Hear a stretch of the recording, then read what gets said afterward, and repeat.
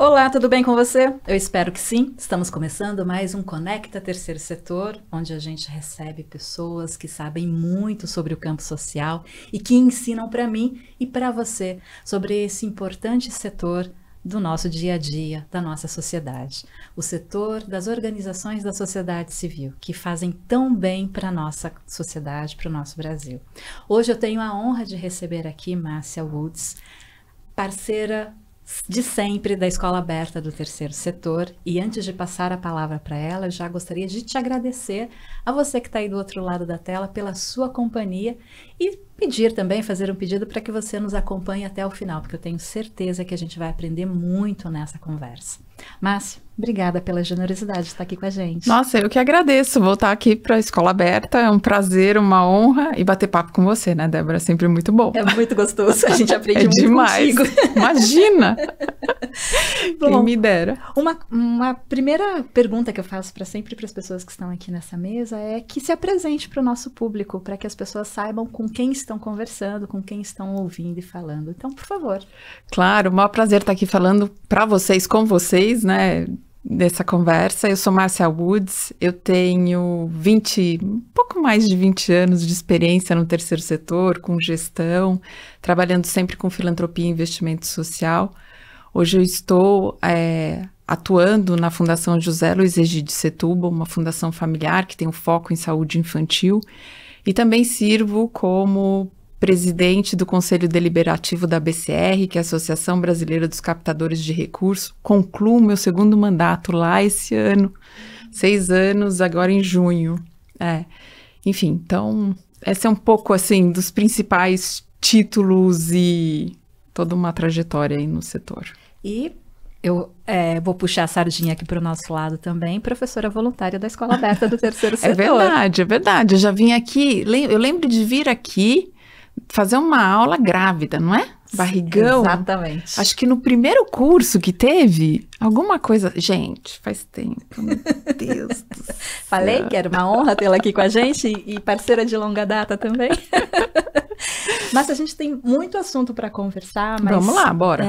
A gente vai focar em alguns aqui, né? E assim, espero que seja útil para você também que tá aí do outro lado e que você também compartilhe esse vídeo com quem precisa conhecer ainda mais sobre o terceiro setor no Brasil.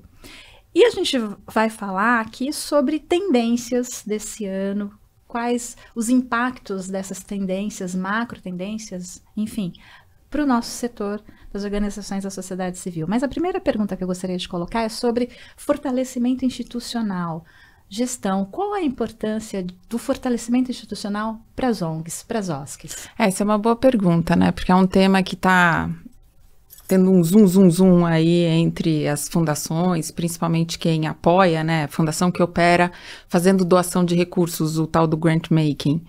Até teve uma pergunta específica aí, acho que nos últimos censos GIFES eles têm olhado para isso e detectado assim que maior fundações e institutos, empresas que apoiam organizações com recurso têm adotado dessa estratégia, que basicamente é olhar para a organização e pensar como ela pode, vamos dizer, ser melhor, entregar melhor a sua atuação social, né? Então, olhar para o fortalecimento institucional é não só olhar para a melhoria dos seus programas e projetos, que sempre isso todas as organizações estão buscando, é quase que uma prática usual e recorrente, mas também olhar como é que ela está fazendo a sua gestão, como é que está a sua estrutura de governança, como é que ela está cuidando das pessoas que atuam no terceiro setor, como é que ela está trabalhando a sua comunicação, enfim, todas aquelas questões que são o pilar para se ter uma boa agenda de trabalho, né, uma boa rotina de trabalho, um bom programa, desenvolvimento de um bom projeto, mas que fica ali escondido e que às vezes o que acontece daí é a culpa nossa do que está desse lado do balcão, que apoia o recurso, né, que faz a doação para as organizações, nem sempre tem esse interesse de financiar ou colocar recurso para isso. Normalmente quer sempre que o recurso vá direto para as atividades que estão dando assistência direta, né, ou atuando na ponta.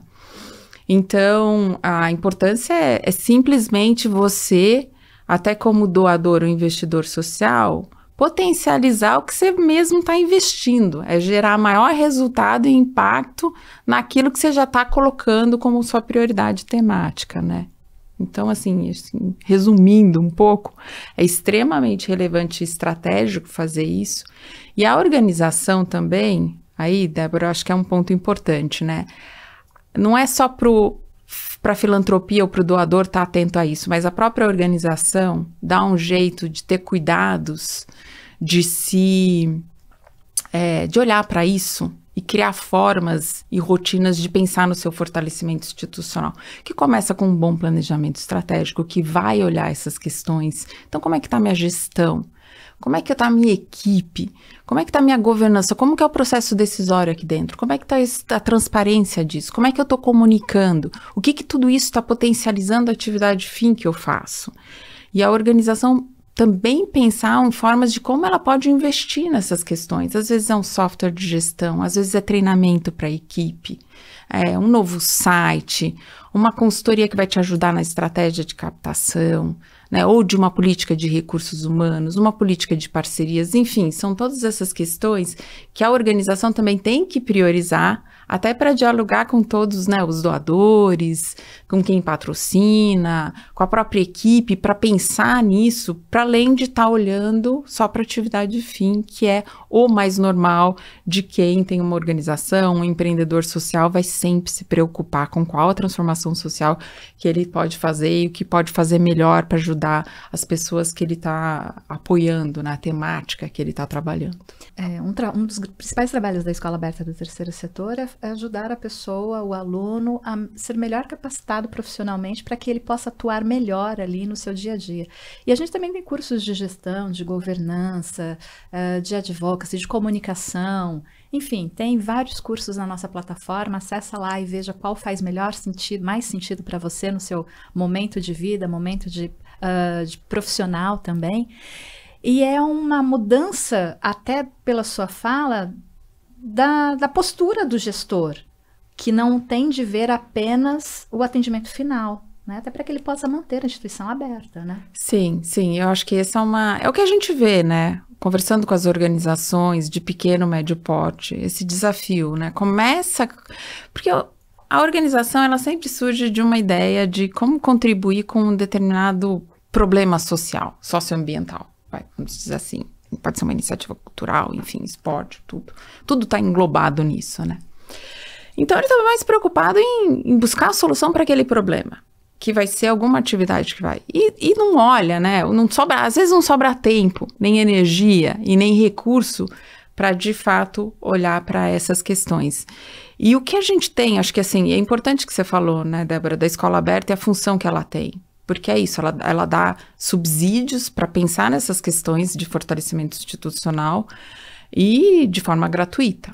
Então, é super legal isso e é uma possibilidade acessível a todos. Hoje, né, virtual, que todo mundo consegue ter acesso. Tudo bem que a gente sabe que em alguns lugares do país ainda a conectividade é um problema, é uma temática de várias organizações que estão trabalhando para isso. Mas é possível, se tornou mais fácil e acessível, né? Então, dá pra gente falar aí, pra você que trabalha em organização, tipo, não tem desculpa de fugir disso, não, tá? Tá na agenda, tá na pauta, né? Tá começando a ter mais financiamento para isso, tem instrumentos disponíveis, então não tem como fugir disso, tá? Então, pode pensar aí no longo prazo, como é que você vai fortalecer a sua organização, pensar num plano de médio e longo prazo, nas perspectivas, desafios e transformações sociais só vem no longo prazo, então não adianta ficar só pensando no amanhã, né? Enfim, põe uma meta aí de pensar em 5, 7, 10 anos, 12, que a transformação social, ela vem nesse período, assim, ela exige tempo, né, para de fato. Geração, né? Exatamente. Nesse contexto, quanto melhor capacitada a organização, então ela vai estar mais apta também a conquistar a captação de recursos para o dia a dia dela e para a longo prazo também. E isso independe do tamanho da organização? Independe, viu, Débora? Acho que tem organizações super pequenininhas e estratégicas. Eu acho que é mesmo uma cultura organizacional, aí já é um ponto, né, de sempre buscar esse aperfeiçoamento e atualização, até porque questões novas estão surgindo a todo momento. Né? Então, a gente está aqui com uma pauta de falar um pouco de perspectivas e temas. Eu já vou zoar a agenda toda e a pauta toda, tá bom? Eu agradeço. Aqui, a gente já vai bagunçar o coreto aqui. Mas, assim, o contexto que a gente vive hoje, o Brasil sempre viveu em policrises, né? A gente sempre teve crise social, política, econômica, agora climática, teve uma crise sanitária, né? Humanitária, a gente tem com as emergências. Então, assim, são vários aspectos. E isso traz uma complexidade para a atuação nossa gigante. Então, se você não estiver se atualizando, não dá conta. Então, está sempre surgindo alguma coisa. Por quê? A tecnologia não para de avançar. Uma das tendências que a gente tem que falar hoje aqui, que eu sei até que talvez tenha curso novo vindo aí na Escola Aberta. Olha, a Márcia dando spoiler, uhul! Inteligência artificial. Tem um debate, né, que para nós no terceiro setor, como é que isso interfere na nossa prática profissional? Como é que isso vem ajudar a gente resolver os problemas sociais? E tem um outro debate que fala assim, a inteligência artificial vai gerar mais problemas sociais, esse distanciamento, perda de postos de trabalho. Tudo bem que quando teve a própria revolução digital, isso também já era falado, né? O que a gente vê é que novos surgem. Então, assim, mas o debate está posto, né? Tem resposta? Não, a gente está vendo acontecer, é tudo muito novo, tudo muito rápido. Então, as coisas estão... E mesmo as tecnologias, né? Acho que quando a gente fala que, por exemplo, uma das dores, né? Que é a captação de recursos para as organizações, sempre a sustentabilidade financeira é um desafio. Quem ia dizer que Pix, né? Pix, tá, né? Hoje a doação por Pix, assim, a adesão é muito alta. O doador gosta, né? As organizações também buscam pelo custo transacional, pela praticidade, agilidade, enfim, instantâneo. Ajuda no impulso, na doação por impulso e tudo mais.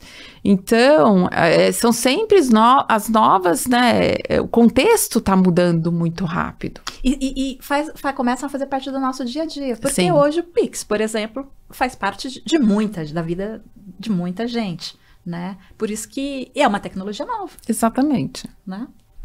Então, como é que você lida com isso? Então, se você não se manter atualizado, ter uma cultura de estar sempre buscando essas informações, eu sei que é um pouco ansiogênico já essa sociedade, o jeito que a gente está atual, porque a gente é bombardeado de informações o tempo todo, né? Então, é até um pouco, se sente sobrecarregado, assim, é um pouco ansiogênico mesmo, né? A gente tem que cuidar um pouco da nossa... Né, a gente fala muito, agora está começando a falar muito de saúde mental, até no próprio terceiro setor, né? Mas enfim, mas não tem como fugir de olhar para essas questões e até fazer escolhas nesse debate, né? Então, não é para entrar na onda de modismo, coisas assim, mas é para ter uma visão crítica e poder fazer escolhas conscientes e não ser levado por todas essas crises e sua organização ficar desbaratinada, sem rumo no meio de tudo isso, né?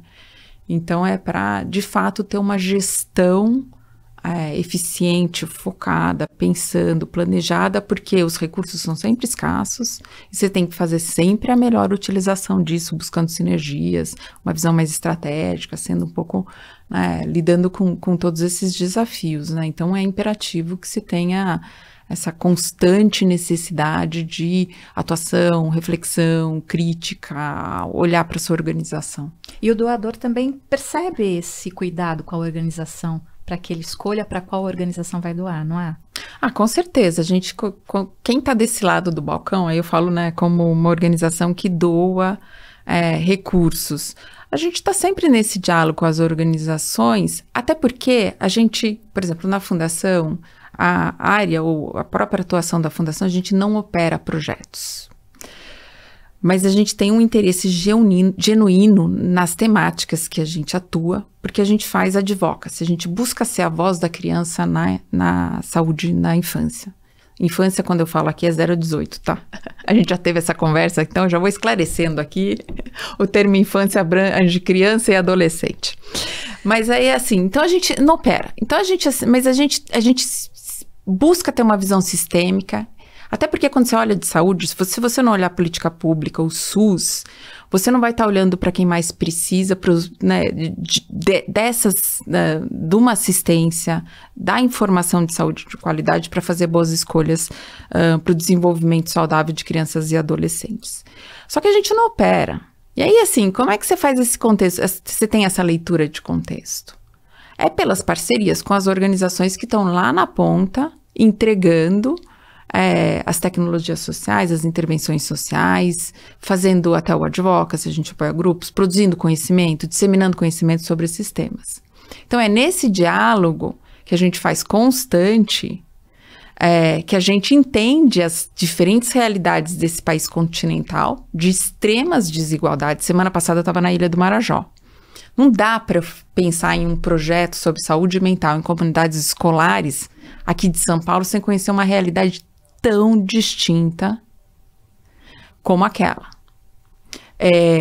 Não estou falando nem melhor, pior, tem uma vulnerabilidade incrível, mas assim, é distinta. Então, eu vou ter uma visão equivocada sobre tudo aquilo. Então, esse diálogo é constante. E a gente, como investidor, a gente percebe, doador, né, de recursos, é o nosso trabalho entender o quanto aquela organização está preparada e bem posicionada para entregar um bom projeto, um bom programa. É isso que a gente faz dioturnamente. Essa é a nossa preocupação. E tudo que a gente puder fazer para colaborar, a gente vai também para o sucesso, porque o sucesso do projeto é o nosso sucesso e é a transformação social que a gente busca, é a melhoria do país. Então, eu diria que é uma cadeia, né, produtiva, vamos dizer, um fluxo que se retroalimenta. Então, a gente tá todo mundo junto aí, olhando para esse desenvolvimento de todos os aspectos, da organização, da comunidade, da parceria, dessa relação que seja ganha-ganha, né, para todo mundo, enfim. E é interessante também que o doador, a pessoa física, também comece a ter esse olhar, porque aí vai virar esse círculo virtuoso, né, de eu apoio uma organização que atua bem, que trabalha bem, que pensa a longo prazo, que está fazendo diferença na comunidade que atua. Então, o movimento chamado cultura de doação, sim, também, né? Eu acho que também a gente precisa estimular, né, que as doações sejam parte das nossas conversas com os nossos amigos e familiares. Com certeza, né? Acho que é parte do processo, eu diria, lá vai eu descer para o mais básico, né? Civilizatório, assim. Vamos pensar que a gente vive numa sociedade que ela tem desafios sociais, conversar sobre ele. E aí eu acho que uma palavra-chave é engajamento. Como é que eu, cidadão comum, que às vezes me acho tão... posso ter aquele sentimento de, nossa, eu sou tão incapaz de fazer alguma coisa frente a esses desafios tão grandes. Você pode, faz um Pix, né? E assim, e aí se sentir corresponsável desse processo de transformação. E também cabe às organizações de proporcionar esse engajamento, dar essa oportunidade do cidadão comum, que a gente passa a chamar de doador uma vez quando ele, né, decide colocar um pouco de dinheiro ali, os seus 10, 5, 20, 50, 100 reais, de preferência mensalmente, para apoiar uma causa e uma temática. Então, hoje em dia, você tem todos os instrumentos e formas de engajar essa pessoa para que ela tenha informação, saiba da importância disso, se importe, tenha empatia por determinadas causas, toma a decisão de doar e fica feliz com essa doação, porque sabe que está fazendo essa contribuição. Então, hoje tem várias formas muito mais acessíveis. Quando a gente veio aqui no estúdio gravar, olha lá, hoje só behind the scenes aqui, a gente tá falando dos bastidores. Quando a gente veio gravar aqui, a gente passou pelo museuzinho que vocês têm ali, né, sim, Débora? Super legal, dos equipamentos e tudo mais, e a gente estava vendo como que era complexo, né? aquelas mega câmeras, assim. Você estava contando que tinha um gravadorzão que precisava uma equipe de 3 pessoas. Enorme. E aparelhos pesados na época. Mas eu não vou falar que eu trabalhei, porque daí a gente entrega a idade, Não, essa coisa deixa pra lá. A gente ouviu falar. Então, a gente ouviu falar que era difícil, nossa, e caro, super caro. Hoje em dia, você pega isso aqui, você faz mega produções, você tem uma live, você faz, enfim... revolucionário, né? Então, não tem desculpa, viu, gente? Mais uma difícil mensagem aqui da realidade. Tá com você, tá? De fazer. É isso aí. Falamos de tecnologia, de captação de recursos, da importância da governança, né? Governança na gestão, mas na governança no dia a dia das organizações. Vamos falar de tendências para esse ano? Vamos. Vou passar a palavra para você e vou deixar você falando aí, por favor, quais as principais tendências para o terceiro setor. Tá. Então, Débora, eu peguei minha bola de cristal, o ábaco. Aí recebi essas informações. Não, tô brincando, gente. A Fundação tem um departamento de pesquisa, daí eu pedi para eles olharem os relatórios que sempre a gente consulta, assim, internacionais e nacionais, de ver as tendências e fazer um compilado disso, do que a gente está vendo. Então, agradeço a Carolina, o Marcos Paulo, que apoiaram nesse processo. Obrigada. A gente agradece. Mas eles né, viram os relatórios que tem da Forbes. Eu estou pegando minha colinha aqui, tá, gente? Da Forbes, Non-Profit Council, tem o do Doherty Johnson, da UBS, do Winkler Group, do LGT Venture Philanthropy e do IDES aqui nacional. O que a gente traz de destaques gerais, a principal questão que eu acho que é bem comum e que apareceu com mais frequência foi a questão da inteligência artificial, que a gente já falou um pouco, né? O que isso vai trazer tanto de potencialidade, né, de oportunidade de melhorar o trabalho das organizações, mas também os desafios que possam ter sociais pelo emprego dessas novas tecnologias. Então, isso fica bem evidente, assim, em todos esses relatórios. A outra coisa que surgiu também é essa questão geracional, da geração Z. Isso é muito também uma realidade americana, de trabalhar com essas gerações, principalmente porque lá representa um fluxo de transferência de recurso que pode impactar nas doações, por todo o sistema de incentivos fiscais que se tem lá, de transmissão de heranças e tudo mais. Mas não dá para deixar de reconhecer que para a gente também tem, porque é uma geração que cresceu num contexto muito diferente e traz novos comportamentos, preferências, visão de mundo, um cenário, um estilo de vida diferente, com até mais desafios de oportunidade. Então, olhar a nova geração, que vai ser tanto força de trabalho para a gente, como os nossos doadores, e entender o que ela se comporta frente ao que... Não dá para a gente ficar fazendo as coisas no automático, né, gente? Vamos combinar. Então, olhar essas mudanças de padrões é extremamente fundamental. Quando você está pensando tanto em contratação de recurso humano, mas também na gestão de pessoas, mas também na captação de recursos, né? Então, é super importante. Questões climáticas também. As emergências que estão surgindo, a questão climática, e aqui no Brasil principalmente. E aí eu vou fazer uma parte aqui dessas tendências, isso não está nas tendências, mas eu vou trazer uma tendência que eu acho que é importante, não é tendência, mas coisas que a gente tem que fazer. Porque elas agem sobre essas tendências, é olhar o contexto. Então, quando a gente fala de questões climáticas, a gente vai ter a COP30 aqui, no Brasil, em Belém, né? No ano que vem. Então, como que esse contexto brasileiro interfere na nossa atuação? Que ele põe na pauta, na sua agenda como organização? Mesmo que você atue não com temáticas ligadas ao meio ambiente, mas você está em comunidades que podem estar sofrendo com emergências, com catástrofes, né? Enfim, então, eu acho que é um pouco essa visão crítica. E nessa leitura de contexto, agora que tô saindo total aqui, mas eu volto depois pro script, tá?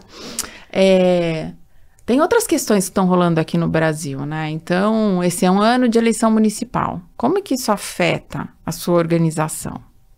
Afeta em algumas temáticas, assim, a gente vê a mudança Muitas organizações têm parceria com o governo local, isso muda. Às vezes você depende de recurso de emenda parlamentar de vereador, ou às vezes você atua muito próximo a políticas públicas que são impactadas pela contratação de profissionais, ou às vezes eu estava vendo um estudo que o IEPS soltou, sobre a nossa área, né? Falava de mortalidade infantil. E aí a correlação do aumento da mortalidade infantil, olha que louco isso, com o último ciclo do mandato, porque eles dispensavam, acho que para não ter problemas orçamentários do município, dispensavam profissionais da saúde.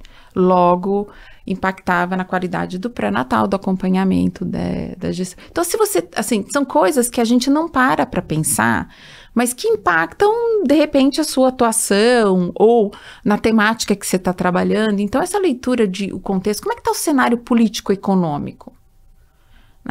Tá rolando a discussão da regulamentação da reforma tributária. Tem muita coisa que vai impactar no médio prazo, né? Depois eu conto isso, tá? Senão eu vou sair muito, mas depois eu vou ter que falar do ITCMD, tá? Okay. Me lembra disso, porque é mensagem padrão aqui do meu desafeto histórico. Mas, enfim, e também tem outras questões. Tem o G20. O que isso representa para a sua organização? Tem vários grupos que eles estão... O Brasil quer fazer um grande engajamento da sociedade civil. Vai ter vários grupos aí do C20, 9 grupos que vão estar debatendo diversos temas entre saúde, fome, questões relacionadas à desigualdade, filantropia, meio ambiente, questões raciais, de mulher, de gênero, né? Enfim. Então, como é que isso também... Porque tudo isso gera movimentação, né? Que cria um ambiente onde impacta no seu trabalho, no humor do doador, e na perspectiva mesmo de onde os doadores mais institucionais, como uma fundação, uma empresa, um instituto, vai alocar o recurso dele. Então, isso interfere. Então, tem uma leitura de contexto aí. Eu trouxe isso dentro do que fala da questão climática, que essa é emergente para todos nós, que vai afetar, está afetando a vida de todo mundo. Então, vai afetar a sua organização, não tem como.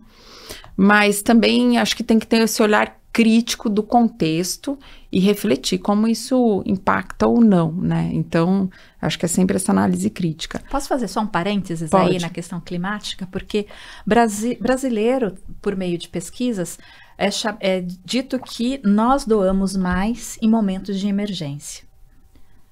Com as mudanças climáticas, ou crises climáticas, porque, né, já não é mais mudanças também, esses eventos vão acontecer cada vez mais, serão cada vez mais recorrentes, né? Então, isso impacta, sim, diretamente o gestor da organização, para que ele tente pensar a curto, médio e longo prazo, que volta ao tema que a gente estava conversando no início da nossa conversa. Então, de fato, isso que a Márcia trouxe tem de nos fazer pensar e colocar em prática. Não, totalmente, assim, e acho que desde tá pronto para fazer uma ação de resposta mesmo, né? Então, de ter uma campanha ali, ou de ter um fundo de reserva que possa responder até o dinheiro vir. Então, é se organizar, então impacta totalmente. E para a filantropia institucional, a gente estava lá, começando a trabalhar com um orçamento de reserva para emergência. Porque... é isso, o ano passado a gente apoiou em 2 questões de emergência, a crise Yanomami, então fez um apoio para o Unicef para trazer, que estava trabalhando junto da emergência do ministério, né, do comitê que teve lá, e eles trouxeram o leite terapêutico para desnutrição aguda que tinha dos bebês Yanomamis. E depois para o Amazonas, que com a seca no final do ano, as escolas fecharam, quer dizer, os rios baixaram, as crianças não estavam tendo acesso às escolas, né? Então, como é que é um espaço não só de desenvolvimento, educação, mas também de alimentação, nutrição. Então, a gente fez 2 aportes para emergência só o ano passado. Então, para a filantropia institucional, que eu chamo aí, que são quem faz doação, né, empresa, instituto e fundação, fundos, a gente também tem que se organizar para isso, né? Porque não dá para você... Porque isso representa retrocessos e fica, enfim, desestrutura muita coisa, né? Então, E não dá para falar independente do tamanho da organização, isso é lá longe, não me impacta, né? A gente não pode mais usar esse discurso no nosso dia a dia, né? Não, tá no quintal de casa. Tá em todo lugar. Isso afeta todo mundo, né? E você começa a ver e a relação entre meio ambiente e a própria saúde, né? Essas crises, né? Essas epidemias que a gente vê, tudo em decorrência das crises, das mudanças climáticas. Então, tá tudo relacionado, não tem como a gente entender o que a gente é parte de um sistema maior, né? Vamos falar de ESG. Peraí! Aí tem mais? Faltou 2. Vamos lá. Mas que essas daqui, gente, eu nem considero como tendência, porque, tipo, já tá desde sempre, né? Falar de transparência e accountability já chovendo molhado. E filantropia colaborativa, onde você faz parcerias, você junta um pool de doadores para viabilizar iniciativas mais complexas. Enfim, isso também a gente pode falar de impacto coletivo e tudo mais. Isso também já está posto. Você não tem como ter solução simples para problemas complexos. Você tem que ter arranjos complexos também. Você tem que se organizar aí de forma mais robusta para endereçar essas questões. Então, eu não considero nem como tendências, mas é do tipo ainda é muito relevante estar atento a essas questões para pensar, né, na nossa prática, enfim. Até para ampliar e melhorar a captação de recursos, né? E Exato. Então, uma super dica para você que é gestor ou captador ou captadora de recursos nas organizações. E isso me faz também trazer à mesa o tema ESG, que está tão no mercado, né, atualmente, porque muitas empresas podem fazer aportes financeiros para as organizações da sociedade civil pelo S, né, do ES, a parte social também é uma grande premissa do S, mas as organizações precisam estar também preparadas, sintonizadas, atualizadas, né, com isso. Acho que tudo que a gente está conversando aqui de gestão, de governança, de captação, de estar ligado no contexto, de entender o cenário, tudo faz parte do dia a dia do gestor da organização, né? Não, totalmente, né? E aí quando você entra nessa agenda ESG, que é uma pauta corporativa, né, de olhar para isso,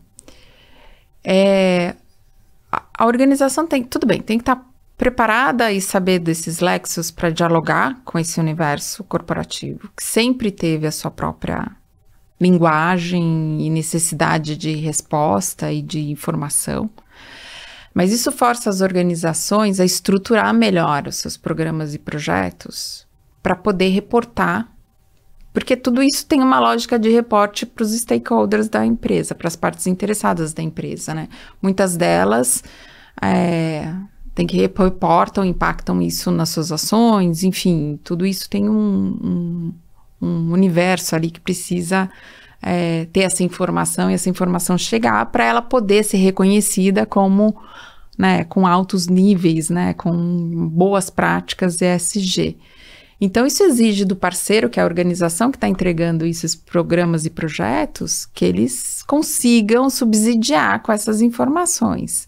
De novo, a gente volta, então, para práticas de organizar os seus projetos de uma forma robusta, que você tenha objetivos claros, metas claras, que você saiba como mensurar os resultados e consiga reportar em cima deles.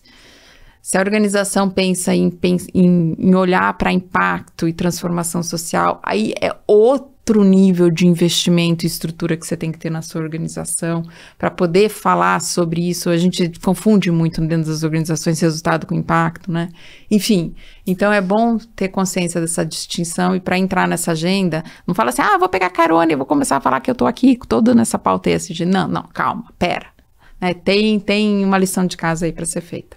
E não é pequena. Não é pequena, até porque as exigências do mercado corporativo são grandes para que, de fato, eles possam responder aos as partes interessadas, acionistas, enfim, investidores, que eles estão fazendo. Exato. Né? Então, de novo, a capacitação, a profissionalização é importante no seu dia a dia, seja você gestor, seja você atuante no terceiro setor. Ou que queira começar também a atuar nesse setor, que depois que você começa, dificilmente se sai. Não sai. As pessoas que estão no terceiro setor, elas precisam diariamente estarem ligadas ao que está acontecendo, né? Mas eu vou puxar um pouquinho a sardinha aqui para o nosso lado para falar também sobre a importância do bem comunicar o que se faz, né? A comunicação no dia a dia, ela tem que fazer parte da instituição também, certo? Sim, com certeza, porque acho que você tem que engajar os públicos, né? Você tem que comunicar para você sensibilizar as pessoas para a sua atuação. Bom, ela passa por todos os aspectos da organização. Comunicar bem para, por exemplo, conseguir entregar o programa que você quer.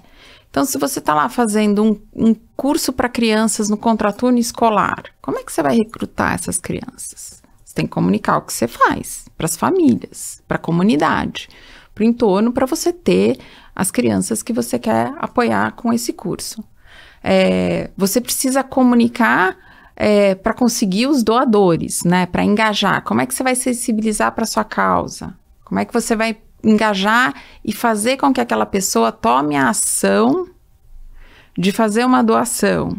Então, são níveis de engajamento que você quer dos públicos que você conversa em diferentes esferas. Então, ter consciência de todos esses públicos que você precisa dialogar e com que objetivo você quer conversar com ele é fundamental para daí você ter emitir uma mensagem de qualidade. Lá vai a professora que dava aula 500 anos atrás, tá vendo, gente? Aquela coisa assim que... Ótimo.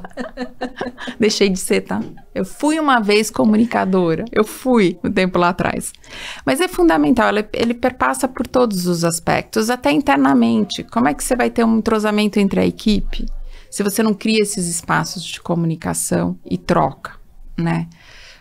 Como é que você é reconhecido pela sociedade?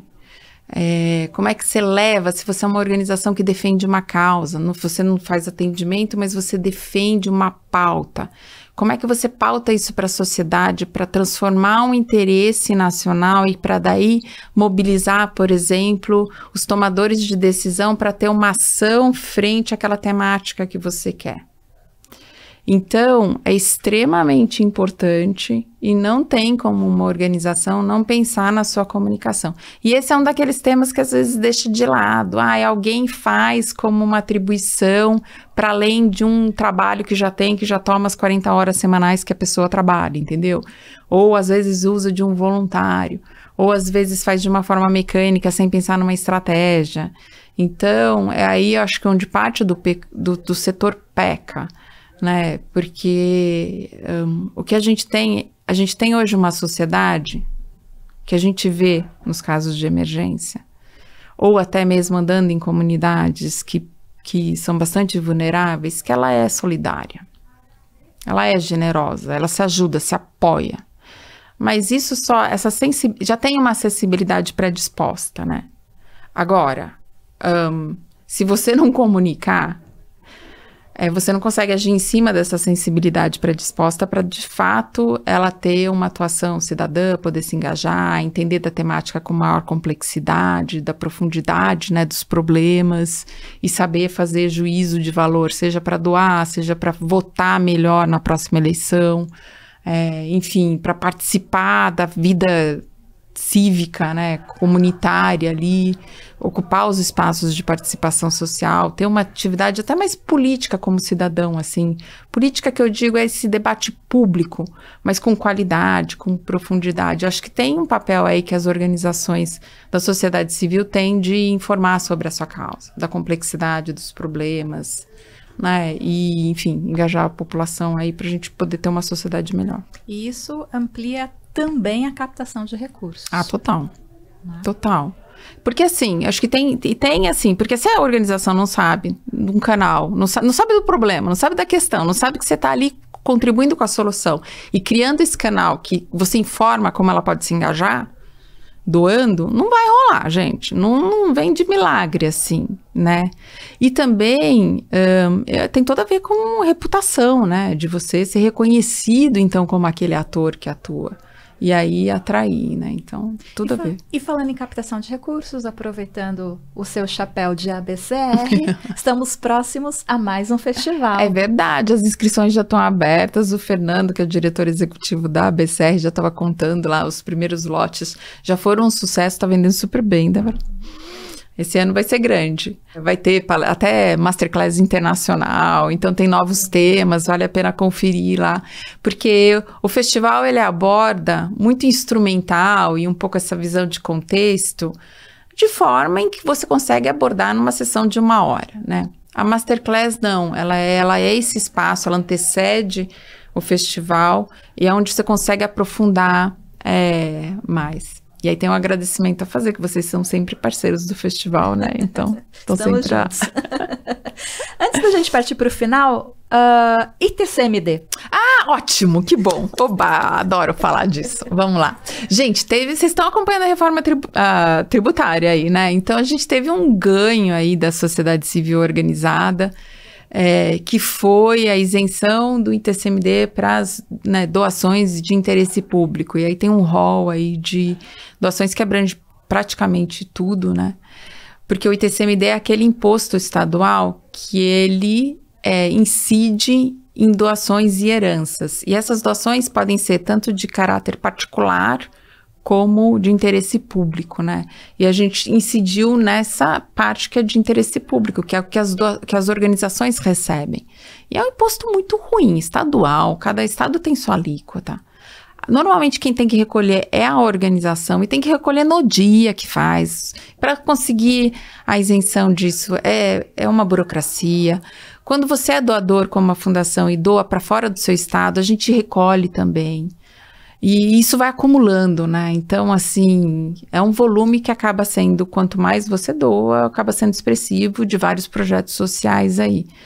E acho que é mais que um desestímulo, né? Daquela coisa que enrosca.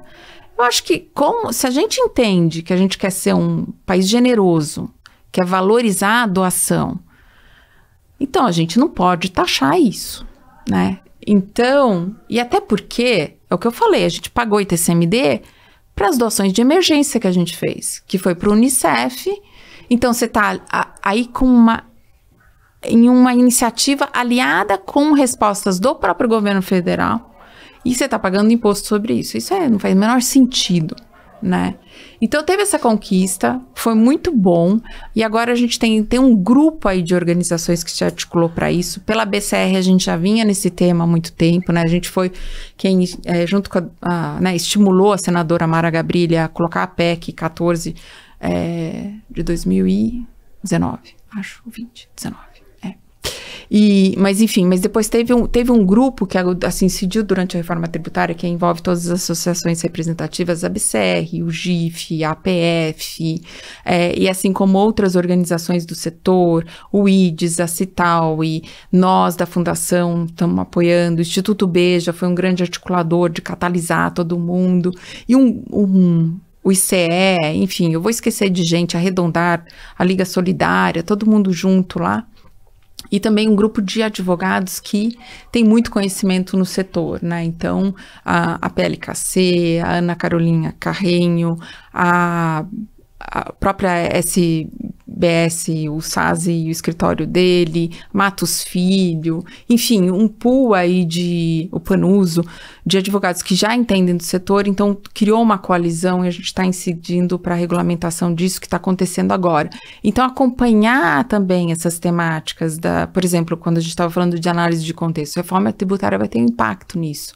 Outras questões que estão sendo discutidas, a gente falou muito de profissionalização aqui, tem a questão da remuneração dos dirigentes. Então, são várias temáticas que afetam a vida das organizações que você tem que estar atento. e se atualizando, né? Então, obrigado por dar esse espaço de falar desse desafeto nosso, que a gente teve uma conquista inicial, mas agora a gente precisa garantir que quando essa reforma for implantada, a gente tenha tudo isso regulamentado para de fato acabar com essa aberração que é a gente taxar a doação nesse país. E fazer com que a cultura de doação seja realmente cultura. Exatamente. Não é? É isso aí. Márcia, já deixa aqui para suas considerações finais. Ah, Débora, acabou tão rápido, né? Tão gostoso, né? Não, vocês devem estar aqui já assim com a orelha, falando graças a Deus que elas vão terminar de falar. Enfim, não, olha, é fascinante, né? Trabalhar no setor. Então, minhas considerações finais são para você que nos ouviu. Aí acho que eu abordei vários desafios que a gente tem do setor. E acabei dando um monte de lição de casa, né? Mas respira, inspira, não pira, enfim.